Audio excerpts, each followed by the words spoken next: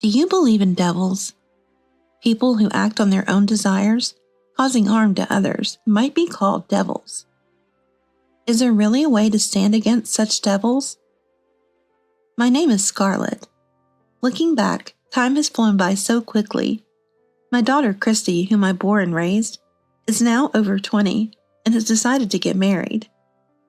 Now that I think about it, I was about the same age as Christy is now when I met and married my husband Matthew.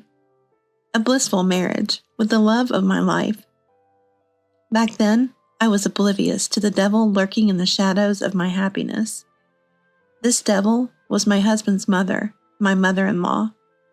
And this devil bore a human name, Marilyn. Scarlett and Christy are here to serve me, to take care of my life. It's all about money, cash, hand it over quickly. When did the devil's cry echo, I wonder? My dad was a lawyer who worked for the socially weak and believed in justice. I have an older brother, George, who admired our dad and aspired to become a lawyer himself, to contribute to the rescue of the underprivileged like him. Influenced by George, I also harbored a desire to do such work. One day, a TV documentary about people fighting for workers' rights and better working conditions caught my eye. These people were labor relations specialists. Learning this, I developed a keen interest in this profession. To become a labor relations specialist, legal studies were essential, so I set my sights on a law school and dedicated myself to studying. George had already made it smoothly into law school and was on track to pass the bar exam. Sometimes I resented not being as smart as George, but I poured my best efforts into my studies. Thanks to my hard work, I was accepted into university, where I learned about law and gradually approached becoming a labor relations specialist. Maybe because I wasn't brilliant as George, the study of law and university exams were quite challenging, but I persevered. Eventually, I graduated, obtained my degree, and got the necessary qualifications. After graduation, I landed a job at a law firm. The CPA exam I passed in high school and the CFP qualification I obtained during college were closely related to the work and laws handled by a labor relations specialist, which seemed to work in my favor during the hiring process. Gaining experience in my job, I realized the societal importance of my work and led a fulfilling life. In the office, there was a senior named Matthew, from whom I learned a great deal. Matthew is earnest, has a strong sense of justice, and above all, he is passionate about his work. At first, our relationship was that of mere respectful colleagues, but as we worked together, I was increasingly drawn to his kindness and reliability. In other words, I began to fall in love with Matthew. And he too started to see me, not just as a junior colleague, but as someone special. Just like water flows from high to low, our relationship naturally progressed into dating and eventually led to a promise of spending a lifetime together. When I shared the news of considering marriage with Matthew, Mom clapped her hands in joy, and Dad, while showing a smile with mixed feelings, blessed us. George, who by then had finished his legal clerkship and become a lawyer, congratulated us too. Smiling besides George was his wife, my sister-in-law. Matthew is an only child, and his father passed away the year before last, leaving him with his mother, Marilyn, at their family home. Before our marriage, a family meeting was arranged. The attendees were, of course, Matthew and I, Marilyn, and both my parents, along with George and his wife. Marilyn, who would become my mother-in-law, is 55 years old, but looks younger for her age. Maybe because of this, her makeup seemed a bit heavy and flashy. But that's a matter of personal taste, and it wasn't excessively flashy or concerning. She was always smiling, repeatedly expressing her happiness about her son's marriage. As greetings ended and conversation flowed, my mom said, "It must be lonely since your husband passed away." "Oh no, not at all. I've actually found freedom in being alone, and I have Matthew with me, so I'm not lonely," Marilyn replied nonchalantly. I thought that would be the end of it, But Marilyn continued. My husband left a decent fortune, so I don't have any financial troubles. I even invest some of it and get returns, even if things get tough. Matthew earns quite well as a labor relations specialist, and Scarlett does too, so I have nothing to worry about. There was something off about the way Marilyn spoke with such ease. My parents exchanged glances, and George slightly tilted his head. Marilyn seemed oblivious to their reactions and kept talking. I hear Scarlett's father and brother are also lawyers, earning quite well. It's an honor to become relatives with such people. Mother, what are you saying? That's rude. Matthew interjected. With a cool smile, she responded. Rude? How so? I'm just admiring how great that is. I'm not saying anything bad. I'm happy to become relatives with a wealthy family. I'm just honestly expressing my joy. Why are you happy about that? It's none of your business, Mother. After all, if my dear son and his wife ever face any troubles, they could help us out, right? It's reassuring for a parent. If the son and his wife are well off, they can lend a hand if something happens to me. It's a relief for me, you know. What she's saying seems off. Brown, Vivian, I apologize. My mother might be nervous and saying things that are not quite right. If she's made you feel uncomfortable, please accept my apologies. Matthew interjected, wiping sweat from his brow and trying desperately to smooth over the situation. I tried to help. Marilyn, it's okay. We plan to live a stable and well-planned life, so we won't face any troubles. Right. Sorry for the unnecessary worry. Yes, just work hard and earn well. However, Marilyn's response was odd too, leaving me at a loss for words, and I froze. Marilyn seemed oblivious to the atmosphere, happily sipping her coffee. That evening, back at home, my family expressed their discomfort about Marilyn. Is that mother-in-law okay? Is that just her personality? Or is she saying those things deliberately? If it's deliberate, what's her intent? I don't know. She seems to be a completely different type from us. It's incomprehensible to talk about money and wealth in such a setting. Is that normal for her? The family meeting, including my sister-in-law, was filled with questions. Actually, after that family meeting, Marilyn said something to me. As the meeting ended and everyone started to leave, I happened to be the last one with Marilyn. Hey, Scarlett, you're going to live with me after you get married, right? Let's discuss living expenses and housework. It'll be a help for me. After all, Matthew is a boy and can't do any housework. I had never considered living with Marilyn. She is still healthy and not of an age to be considered elderly. I wanted to start my married life with just Matthew, and I thought that was only natural. I didn't tell my parents or George about this interaction, but I mentioned Marilyn's words to Matthew the next day. I never thought about living with Marilyn right after getting married. You're not considering that, are you, Matthew? Of course not. My wish is to build a life just with you after our marriage. And Scarlett, I'm telling you this because it's you, but I can't wait to leave that house. I understood Matthew's feelings, but when I asked him why he was so eager to leave his family's home, he said, You might have felt it during the family meeting, but my mother has an abnormal obsession with money. It was just as my family had suspected. She often demands money from me, saying she raised me, and even specifies a substantial amount as rent every month. Matthew didn't understand why Marilyn was so fixated on money. It might be something she was born with, he thought. As I'm starting a new family with you, I think it's better to keep some distance from my mother. Actually, I want to. Later, Matthew clearly told Marilyn that we would not be living with her. Thus, we could start our sweet married life together in our own place. However, I would later find out that Matthew hadn't told me everything. As we both worked, we decided to contribute equally to our living expenses and save the rest. That was our plan, but the amount Matthew was supposed to put into our joint bank account was consistently short. When I asked him about it, his answer was shocking. Sorry, I've had to send money to Mom, and there are some essential expenses for myself that I can't cut down, so I can't fully contribute to our joint account. Matthew, who had lived at home until marriage, had been depositing a significant amount of money at Marilyn's behest each month. He thought leaving home would end this, but Marilyn insisted on continuing the payments under the guise of remittances. Unconvinced, I decided to confront Marilyn and visited my in-laws' home. Marilyn, I heard that Matthew is sending you money, but isn't that strange?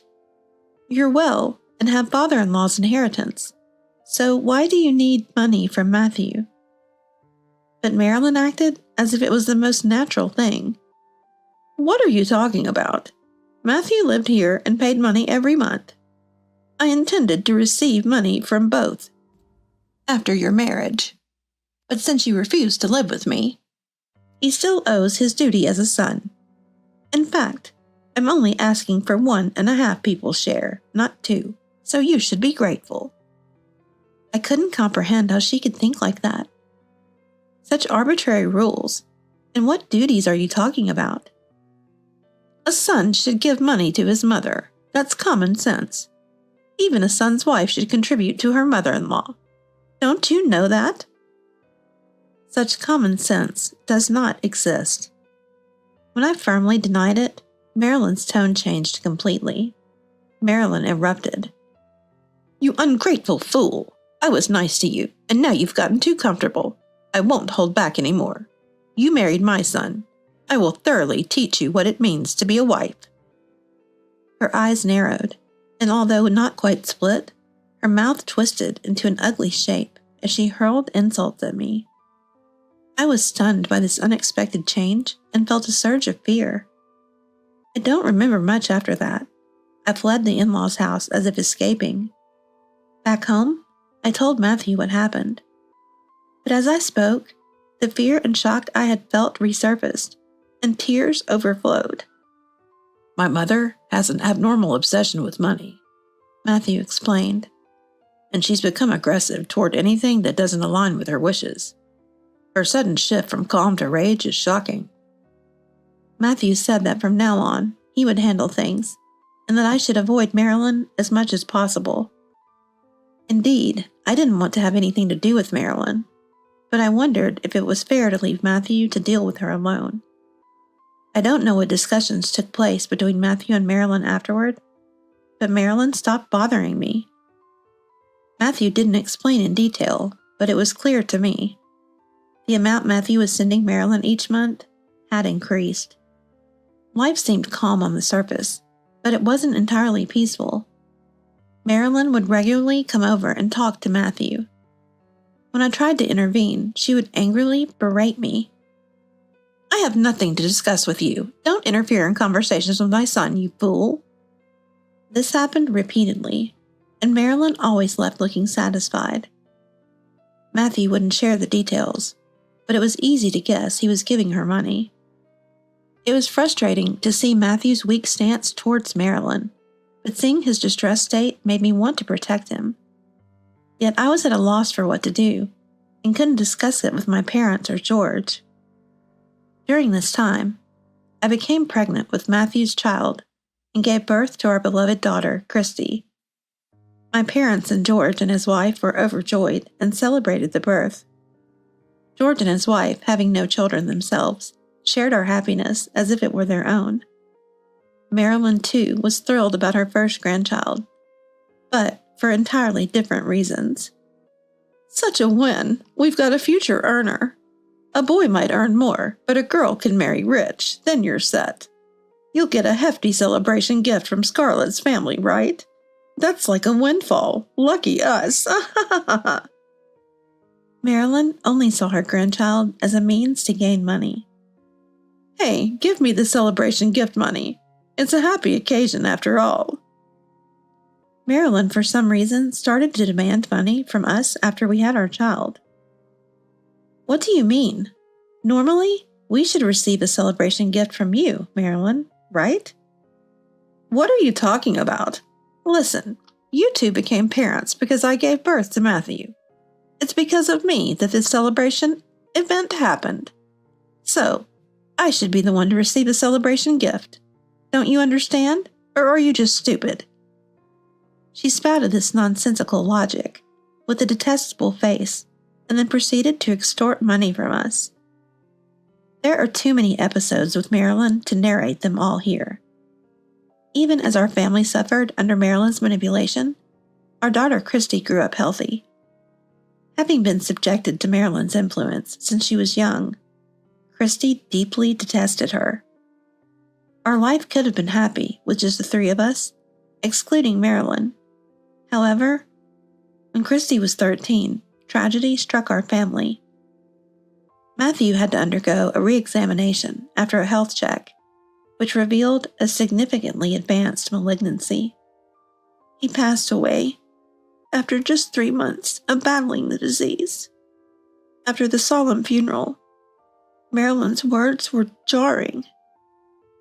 "I expected Matthew to contribute more, but his early passing was unexpected, a real wrench in my plans. But I adapt well. Now, Scarlett, as Matthew's wife, you must serve me. And Christy, grow up fast and marry rich. I'm looking forward to it." Matthew had been a barrier protecting us from Marilyn, but now that he was gone, I felt the full brunt of the onslaught. Marilyn was targeting not just me, but Christy as well. About 3 months after Matthew's funeral, Marilyn suddenly showed up. "I'm getting bored. I've come to collect a substantial amount today. You can afford it. Matthew's inheritance must have come in. Hand it over quickly." Matthew's inheritance is meant for Christy's future. Why should I give it to you? Matthew's inheritance rightly belongs to his mother, me. It's absurd that it goes to the wife and child instead, according to some ridiculous law. So I'll take it directly from you. I have that right. You, as his wife, must take care of me, and Christy has to look after her grandmother. That's common sense in society. You've squeezed enough money from Matthew already. Despite having father-in-law's inheritance, you've received more than enough from us. I countered Marilyn's absurd logic with reason. Then Marilyn, in her typical fashion, started ranting and stormed into Christy's room. "Christy, your mother doesn't understand. You give me what's owed instead." Marilyn screamed and grabbed Christy's piggy bank, smashing it on the floor. The piggy bank shattered, scattering coins everywhere. Marilyn picked up the money with a terrifying expression. Christy stood frozen, trembling at the unbelievable scene. I was too stunned to intervene or even speak. After stuffing the collected money into her pocket, Marilyn threatened, "I'll let you off with this for today, but if you don't transfer the usual amount to the bank account within 3 days, who knows what might happen? Christy needs to grow up and lay bigger eggs, but if necessary, we can start now. Well, never mind, just remember, you and Christy exist to serve me, to take care of my needs, my lifestyle.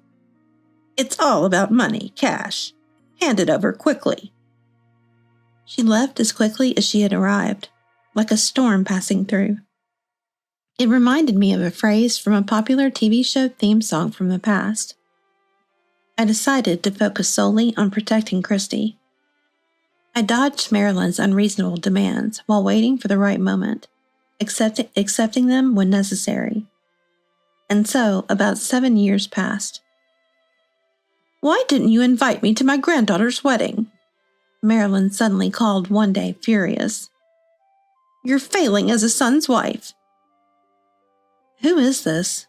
I don't have any children." "What? I don't understand what you're saying. I'm coming over now, so you better change your attitude and wait." True to her word, Marilyn came and started berating me. "Why wouldn't you invite me to the wedding of my cash cow? I heard the groom is quite wealthy. You should greet me properly now, or it'll be troublesome later." As I said earlier, I don't have a daughter, and who are you? You should be a stranger to me. Marilyn looked confused, unable to comprehend my words. My aim was to protect Christy, to ensure she grew up and achieved happiness, skillfully evading Marilyn until then. Now Christy has married and found happiness. First, to protect her, I asked George to help with what you might call an evacuation. I had sent Christy to a safe zone out of Marilyn's reach. George and his wife readily cooperated, and Christy's evacuation lasted nearly a year. George and his wife, having no children of their own, cherished Christy as if she were their own daughter. When Christy turned 15, they made a proposal to formally adopt Christy. If Christy remained my daughter, Marilyn, as her grandmother, would continue to haunt her. By severing my legal ties with Christy, Marilyn's connection would also be cut off. Although the legal relationship between Marilyn and us had ended with Matthew's death, adopting Christy as George's daughter would further sever ties with Marilyn. I accepted George's proposal.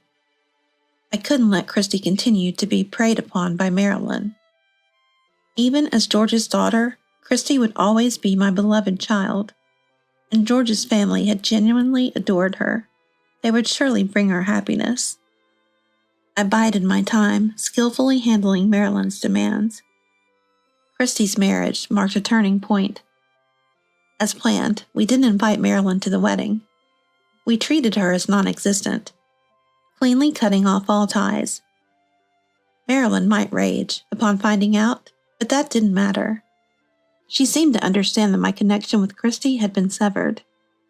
"How dare you do such a ridiculous thing?" Marilyn shouted in anger, but another voice echoed back. "You've caused enough suffering for Scarlett and Christy. You'll pay for it." I had called George before Marilyn arrived. There is a duty to care for parents and their financial needs in the family, but only if they are truly in need. Marilyn, our mother-in-law, was not in financial distress. She had been extorting money for her own pleasures. We had recorded nearly all of Marilyn's abusive language and unreasonable demands. We would use this as evidence for a damage claim. Let me reiterate, George's a lawyer. So was Dad. Marilyn had no chance of winning. "I don't have any money because I failed in investments. That's why I was relying on you and Christy." Not only had Marilyn failed in investments, but she had also been gambling and was in debt. Initial success in both investments and gambling led to her downfall, and she kept losing thereafter. Beginner's luck can be terrifying indeed. With debts and an impending lawsuit, Marilyn's prospects for a decent life were grim. There stood a pitiable, weeping old woman. I felt liberated from the devil, light and free. As a labor relations specialist, I want to return to my dream of helping workers, just as I had envisioned. It had been a long, difficult journey, but it was also a time when I gained the treasure that is Christy. Now that my daughter has grown up, I want to use my time effectively for myself.